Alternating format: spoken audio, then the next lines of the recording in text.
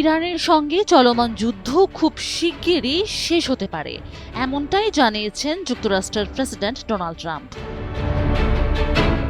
মঙ্গলবার 14 এপ্রিল মার্কিন সংবাদ মাধ্যম ফক্স নিউজকে দেওয়া এক সাক্ষাৎকারে প্রেসিডেন্ট ট্রাম্প বলেন, আমার মনে হয় ইরানের যুদ্ধ শেষের পথে। হ্যাঁ, মানে আমি দেখতে পাচ্ছি যে এই যুদ্ধ শেষের খুব কাছাকাছি পৌঁছে গেছে। তিনি আরো বলেন, যদি এখনই আমি ইরান থেকে সবকিছু গুটিয়ে নেই তাহলে দেশ পুনর্গঠন করতে তাদের 20 বছর সময় লাগবে এবং আমরা এখনো শেষ করিনি। আমরা দেখব কি হয়। আমার মনে হয় তারা খুব তীব্রভাবে একটি চুক্তিতে আসতে চাইছে।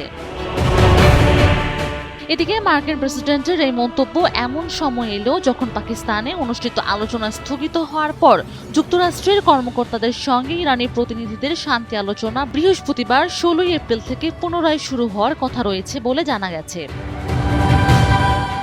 অন্যদিকে ইরানের সব বন্দর দিয়ে সমুদ্রপথে অর্থনৈতিক লেনদেন ও বাণিজ্য কার্যত বন্ধ করে দেওয়ার দাবি মার্কিন সামরিক বাহিনীর। বিশ্লেষকদের মতে ইরানের উপর অর্থনৈতিক চাপ বাড়ানো এবং দেশটির পারমাণবিক কর্মসূচি সহ বিভিন্ন ইস্যুতে সমঝোতা আনতেই এই পদক্ষেপ নেওয়া হয়েছে। এর আগে যুদ্ধবিরতিকে স্থায়ী সমাধানের দিকে নেয়ার জন্য 11 এপ্রিল পাকিস্তানের রাজধানী ইসলামাবাদে যুক্তরাষ্ট্র ও ইরানের সরকারি প্রতিনিধিরা বৈঠকে বসেন। ওই বৈঠকের মূল লক্ষ্য ছিল দুই দেশের মধ্যে একটি সমঝোতা চুক্তি স্বাক্ষর করা।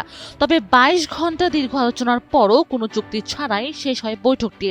তবে প্রেসিডেন্ট ট্রাম্প জানান, শিগগিরই ইসলামাবাদে দ্বিতীয় দফা বৈঠকে বসতে পারে যুক্তরাষ্ট্র ও ইরানের প্রতিনিধিরা।